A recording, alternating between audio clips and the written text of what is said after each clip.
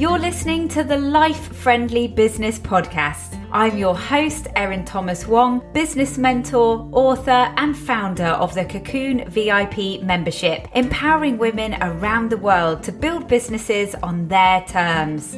If you want to grow and scale a business that works in harmony with your family and your life, this podcast is for you.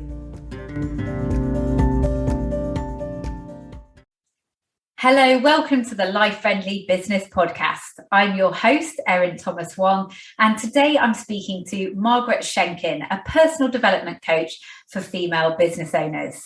Margaret spent over a decade in litigation before she had her third child, when she decided to make a change and leave her legal profession. She retrained in health and fitness and set up a successful fitness franchise. After having the opportunity to produce a TEDx talk, she realised that she'd built the wrong business. She then went on to move her one-to-one coaching online and create online memberships. And now, more recently, has decided to niche down even more to focus on mindset and habits. What I love about Margaret's story is the fact that there's not a straight line from A to B. And if you're not quite sure where your passion lies right now, you just need to keep going, keep trying new things, and keep evolving as a business owner. Hello, Margaret. Thank you for joining me on the podcast. Oh, you're welcome. Delighted to be here. I'm excited to hear more about your story today. So let's dive straight in and talk about what your driver was for leaving the legal profession. Oh, straight in with a it's not a straightforward one. It's a kind of I'd say there's a three-pronged answer to this one. So I was a litigator for 10 years.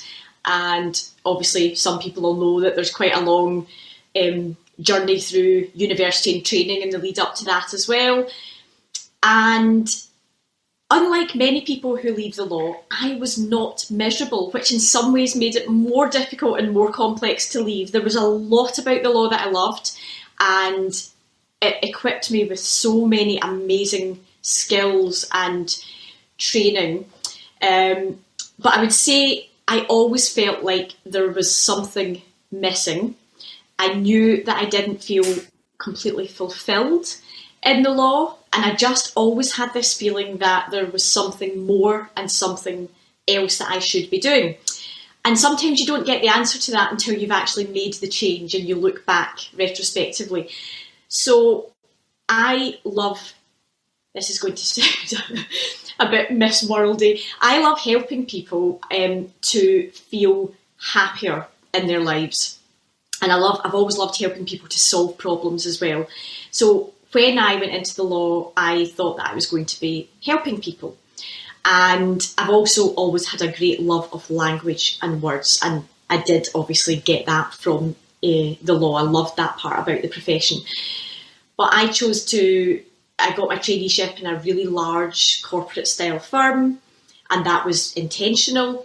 But with hindsight, I think I probably would have been better suited in a smaller firm, maybe a high street, small to medium sized firm, where I had more contact with people, because I felt in the larger firm so I was a construction litigator, and we acted for large building companies, contractors and employers, and there wasn't much personal contact and connection with the actual client. It would always just be somebody representing the company. And I think I really missed that, because I know that I loved client meetings, and they all viewed me as being a bit weird in the firm because I'd say the majority of lawyers used to, certainly back then, say, I wish the clients would just leave me alone so I can get on with my work. Whereas I got really excited about client meetings. And so I didn't really get enough client contact, I would say. So that was one reason.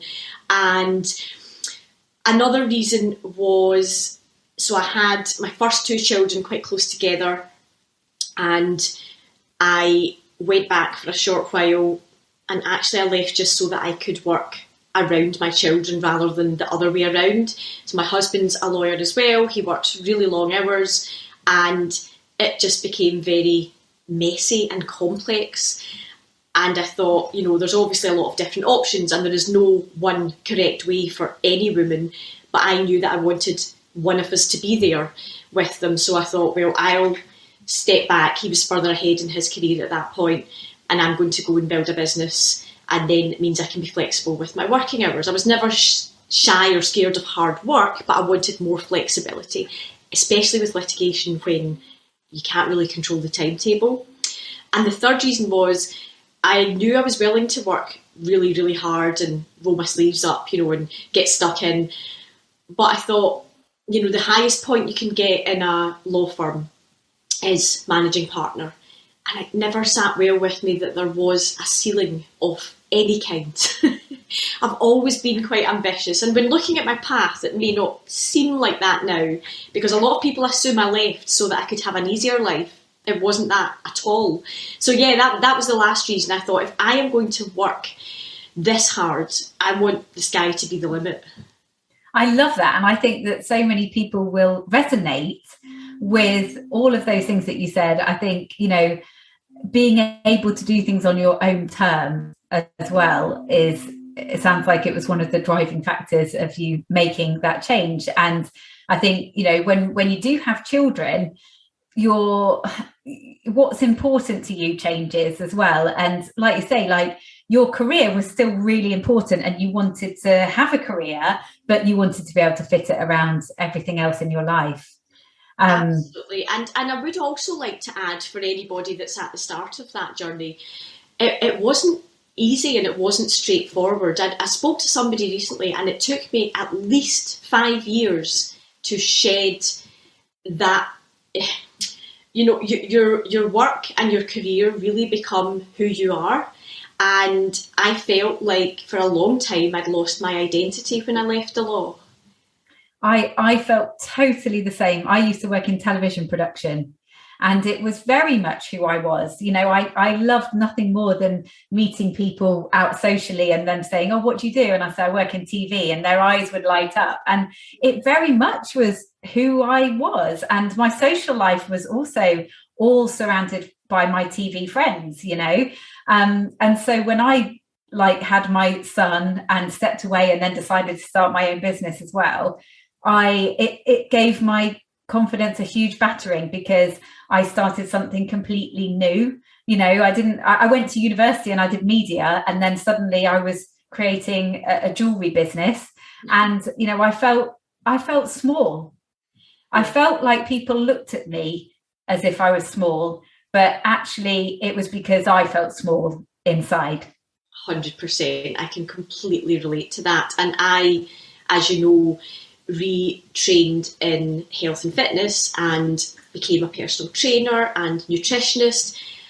And right from day one, I decided that I was going to build my own business and that I was not going to be an employee again. And I never have been. However, the way I thought people viewed me was, "Oh, you've left the law to just go and do some wee fitness classes."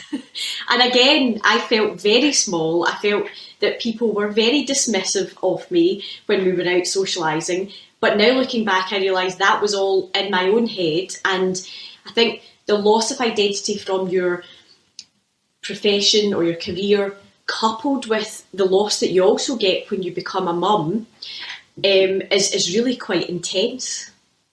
Yeah, totally. And that's why, so I rebranded last year as Life Friendly Business, but before that it was the Mumpreneur Collective. And, obviously I get people saying, why are you targeting mums? And it is because of exactly that. You said it so succinctly. And I think, it's a massive time of transformation in a woman's life, becoming a mother and having a change in career, and it often happens hand in hand, doesn't it? Because we're almost forced into that position of reflecting on how things are. So I know you said that you weren't shy of hard work, but did you, when you first started your own business and you knew that you wanted to be present for the kids, did you have any boundaries at the beginning where you were like, I'm going to work these hours and then, I'm going to stop and be mum? Or, how did that work for you? Yes and no. There were boundaries, but I suppose it was quite messy as well.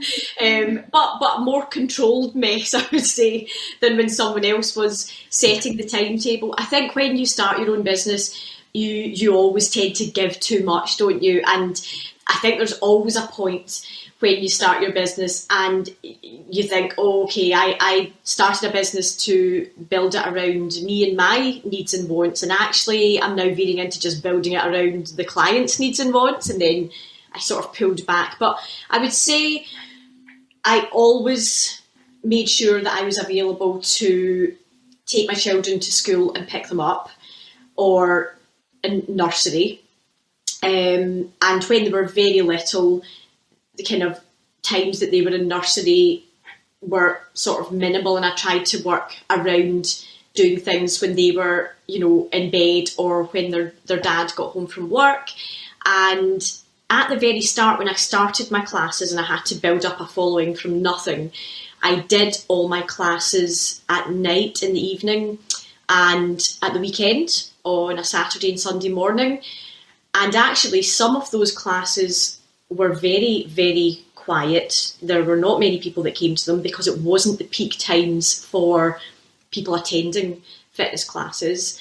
But I simply worked on my mindset, and I actually remember my daughter coming to one of them and saying, well, how long are you going to do this for? Is it not really, demotivating when you've only got about, 6 or 7 people in your class? And I said, well, what's the worst thing that's going to happen? I'm going to get fit out of this, even if it goes nowhere. And I'm making a bit of a profit anyway. I always made sure that I wasn't at a loss. And I said, and I'm building up a reputation. It doesn't matter that the classes aren't full yet.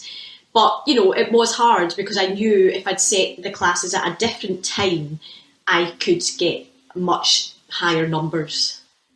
But you were kind of confined by childcare because these were in-person classes, right? So yeah, just to recap, so you started a fitness business that was in person at this point, and I think that, and what you said there as well. And I'm really sorry, I don't know whether you can hear. There's some soaring outside.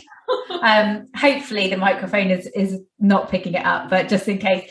The thing about, and I think this is one thing about the messaging that can be out there, especially in the online world, about how quickly you can be making money if you start a business. And the reality is that, like you were doing there, you were building the foundations. Mm-hmm. And it can often be a slow start and a slow burn. And you're having to take time to build reputation and find what works and all those things. And I think that, I feel like in the same way that, I've got a 13-year-old, everything he watches on YouTube gives you the impression that you can learn something in 20 minutes and make money from it, and it's like this quick, everything's got to be quick. And I feel like that messaging comes across with small businesses now, saying that you should be making money straight away.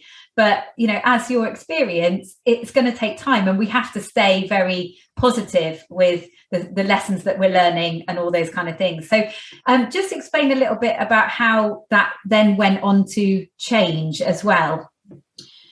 I'll try and be succinct. From day one, I knew that I wanted to build something myself. So whilst I did all the training days for certain branded fitness classes, I never actually taught them. I just did it to equip myself with the skills of the best instructors out there. And so I created my own class concept, which I called Fuse Fit, because at that point in time, and actually maybe even still to this day, I felt you either did a cardio class like Zumba or something like that, or you did a strength class, but you never got both in one place. And also, I have a very low attention span, or boredom threshold, I should say. And I would find these classes were always an hour, and I would think halfway through, I'm a bit fed up with this now, even though I love it. How can I do another half hour? So I did a fusion class of half dance fitness combined with half of another concept, which rotated. And 1 week it would be ballet sculpt, combat, Pilates. I think we had even belly dancing for a while, and strength training. And I built up this concept, and I built it locally, and then it sort of grew organically and people started to hear about it. And then eventually I launched it as a franchised concept and attended all the large fitness expos down south, which was an interesting experience, getting up on a stage to lead a class in the Excel in London, having been a previous litigator. And so I sold that it was a licensed model, which is kind of like a less formal or watered down franchise, and sold that to instructors all over the UK, which was great. It was a great experience. And then in 2018, I did a TEDx talk called What If I Don't Know What My Passion Is? And it was such an amazing experience to write and create that talk. It was just a huge learning curve in itself. And to cut a long story short, once I had delivered that talk, I realised that I had actually built the wrong business. And not the completely wrong business, but I was delivering this franchise concept to fitness professionals, and I was no longer serving the end user, as in the woman over 30 who wanted to get a bit fitter, a bit happier, have a bit more fun, enjoy in her life and feel better about herself. And that's really what my passion was, when women would tell me that I'd changed their lives and how they felt about themselves, or they'd got their mojo back that they'd lost, again, usually after becoming a mum. And I realised that I had actually veered off track and was now building their own business. So I started to wind that down, which was really scary. But coupled with that realisation, I knew it was the right thing, because I could see the writing on the wall for even the large companies and these franchise models. They just weren't succeeding as well as they had been in previous years, and I could see a change happening in the fitness industry. So I thought, yeah, I need to get out of here now. So I wound it down, and then COVID struck, and I took all of my classes online and created an online membership called the Female Fitness Hub. I've also always had one-to-one clients. I've specialised in women over, well, it's obviously older now, but originally over 30. Now it's probably over 40. And I've always had one-to-one clients as well as the group clients. So I also took all of them online. And I think that lockdown and COVID has accelerated the fitness industry by decades, because it was coming, it just wasn't coming very quickly. And it's all worked, I have to say, beautifully well, much better than I ever imagined. And then I decided recently to change the membership again, because a lot of people are now craving connection and community again. And there's still a hub there, but I'm not producing live classes regularly anymore, just once a week instead of 6 days a week. And my one-to-one clients, I still have a small handful, but I'm now, and I don't really like to say pivoting, as we discussed earlier, because it's not really a pivot, it's just niching down, I would say. I'm now niching down into coaching business owners on mindset and habits for success in business and life. And the reality is, I have been coaching women, mostly professional women over 35, for the last 10 years on mindset and habits, but the focus has been on their health and their well-being, but it also does often veer into just their whole lives, because it's obviously all connected and interrelated, and you can't really separate these areas. And so whenever I've coached my one-to-one clients, the first 20 minutes of every session has always been a deconstruction of their previous week or previous few days, if they see me twice a week, what's worked, what hasn't worked, how they've been feeling, how their mindset has been. And then we will reverse engineer what's happened and look at why any hiccups happened, not failures, we don't call it that, or slip-ups, and then build it up again to see how they can succeed in the following week. And it's all based on a method, and I know again that can sound a bit icky, everybody has a method. And I think I've really fought against becoming a coach. I've always said, whether out loud or in my head, I will not be a coach. I am not going to be a coach, until I had this realisation last year that actually I am a coach, whether I say I am or not. And the thing I really love is helping people with their habits and with their mindset. I really resonate with that. And I think that it is a lot about leaning into your zone of genius And, I feel like the term coach, a few years ago had a bit of a stigma. And, it was when there was kind of a huge boom of everyone training to be a coach.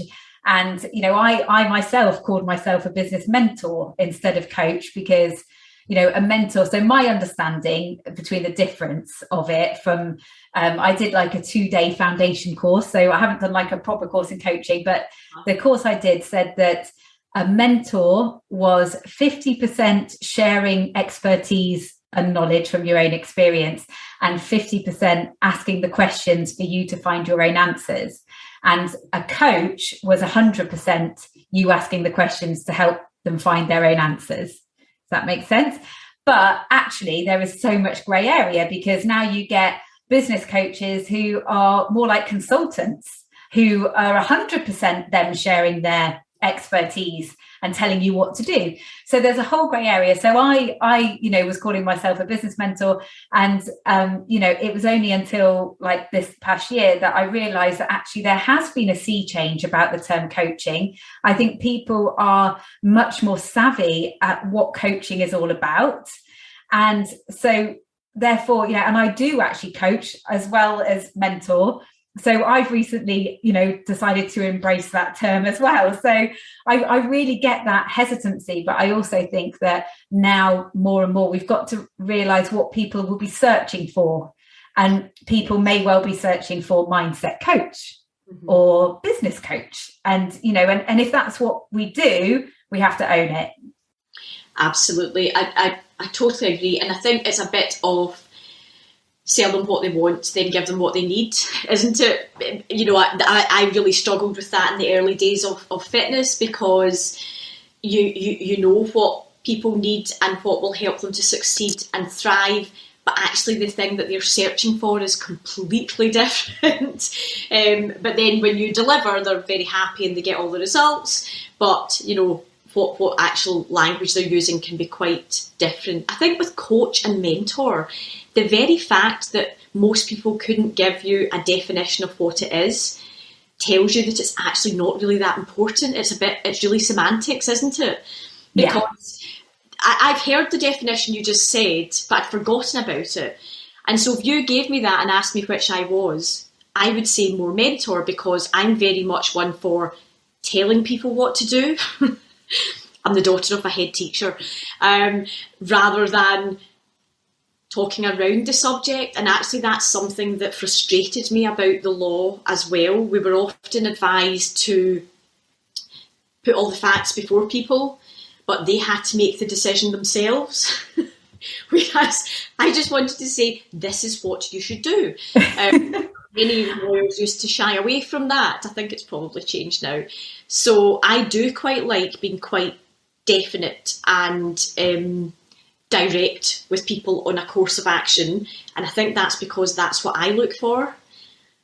Yeah, absolutely. And I think, one thing that is really interesting about your story is the fact that, you're obviously on this journey of discovery yourself as to what your passion is and, what you love doing. And like you say, a lot of the elements have always been there.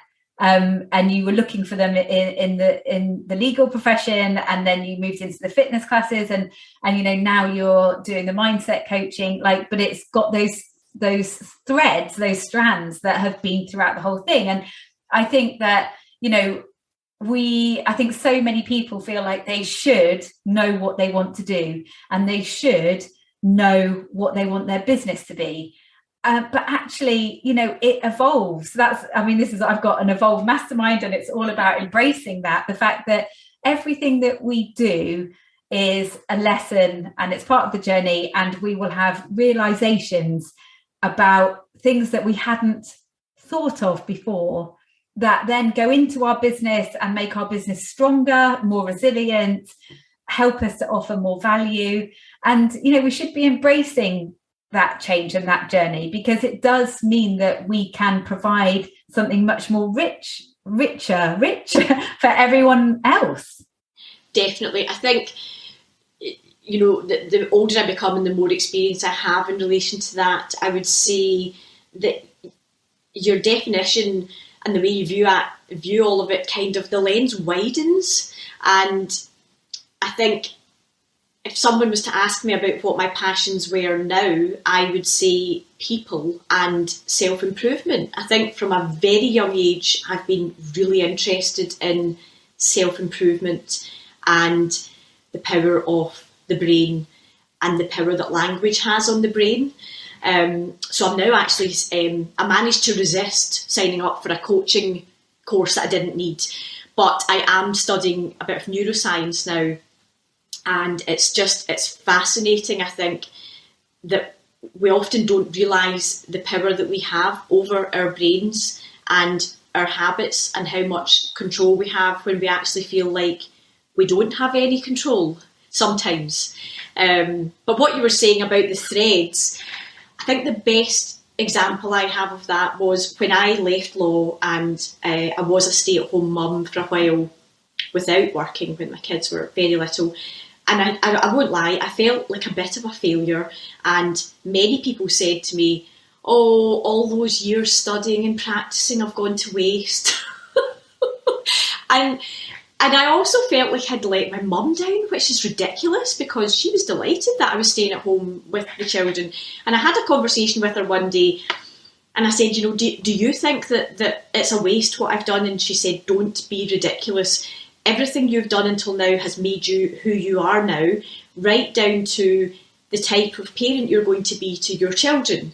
If you hadn't have had all those experiences, you wouldn't be the person and the mum that you are now. And it just repeats over and over again the more you go through your life, doesn't it? And there are so many, it's like dot to dot as well, like you can just connect everything.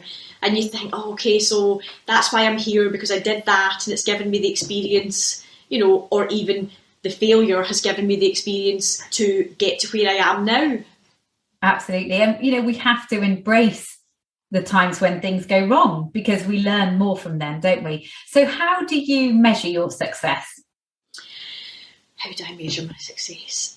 I measure my success by the happiness of the 5 people in my house.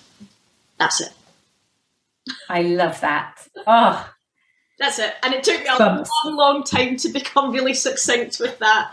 You know, when you do a course and they do that map or mindset map of the different areas of your life, and you grade them and you write down about, where you want to be with them and what you want to achieve and which one is the priority. I don't know when it was or who it was with, but I distinctly remember doing one years ago, and it was a big shift in how I approached things after this. Before it, I felt like I was just being pulled in all directions every day between the children and running the house, supporting my husband and building my business. Just pulled. And then I did one of these exercises, and I'd also had a discussion with my husband about how something had to change.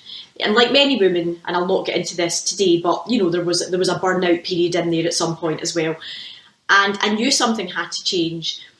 And I did this exercise, and I said, my family are my number one priority. They are the biggest part of the pie, and my whole happiness is mainly dictated by how content or happy or thriving those other 4 people are.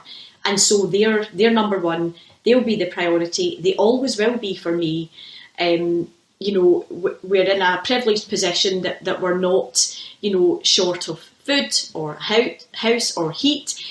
So they're just going to be my priority. And once I made that decision, everything became much, much easier, because it became easier to say no to things that I knew wouldn't serve that purpose.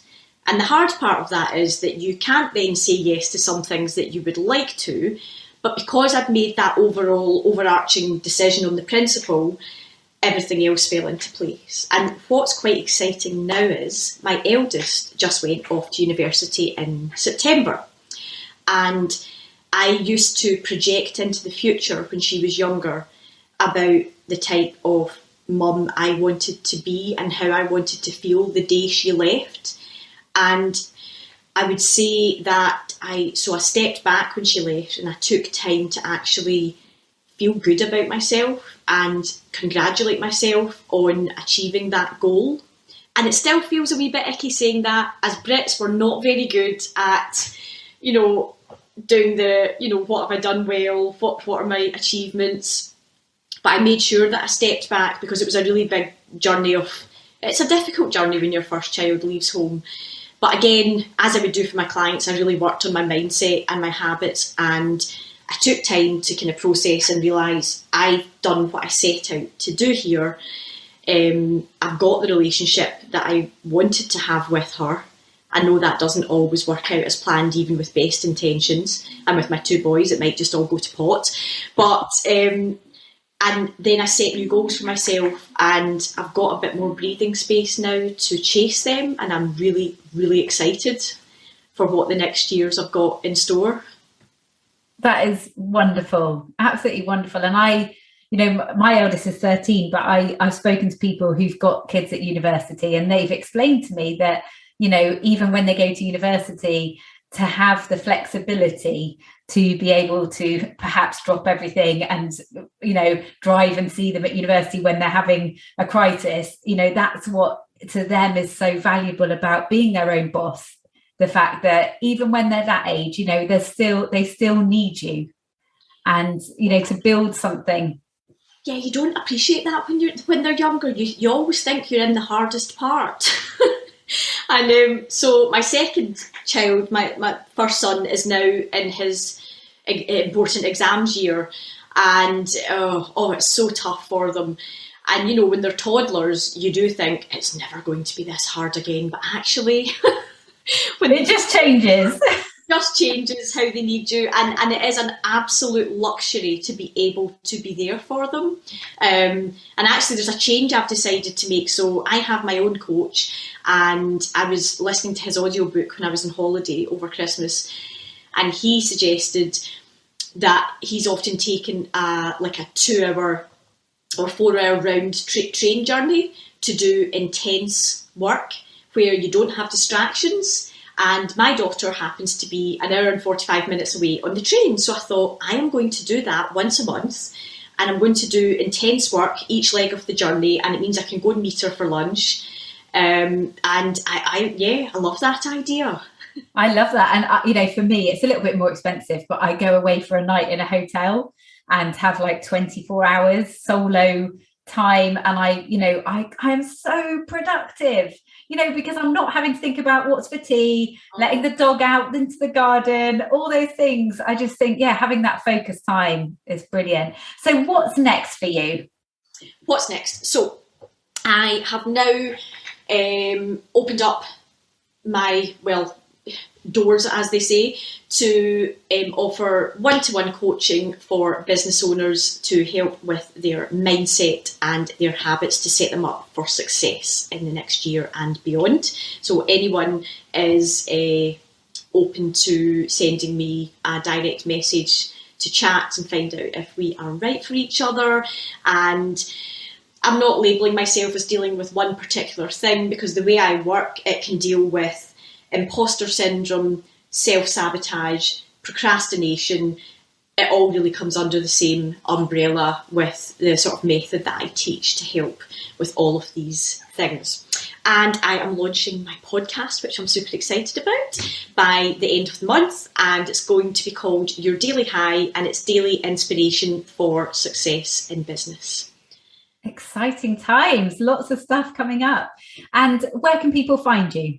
At the moment, people can find me on Facebook. Just probably the best place is my personal Facebook page, Margaret Shenken. And that's it. So one last question before we finish. So if you could go back in time and speak to Margaret when she was working in law as a litigator, and, what advice would you give her about the future? Oh, about the future, okay. General advice would be more you, and weird is good. And advice about the future would probably be just take one day at a time. Don't try to think too far ahead, and it will all fall into place. Thank you. That's wonderful. Thank you for speaking to me today. Oh, it was lovely. Thank you so much for having me. Does every win feel slightly tinged with guilt? Do you have your best month ever financially in your business, but yet you feel like it's been at the detriment of your health or your family? The success and fulfillment you're looking for can only be enjoyed when your business and home life are balanced in harmony. It's time to stop trading off between life and business. It's time to evolve them both. Join me for our next 12-week Evolve Mastermind, where you'll work towards your next stretch business goal while maintaining the balance across all areas of your life, so that when you reach your goal, you feel successful, not exhausted, behind, or neglectful. It's time to take back the power. Find out more about the Evolve Mastermind at lifefriendlybusiness.com.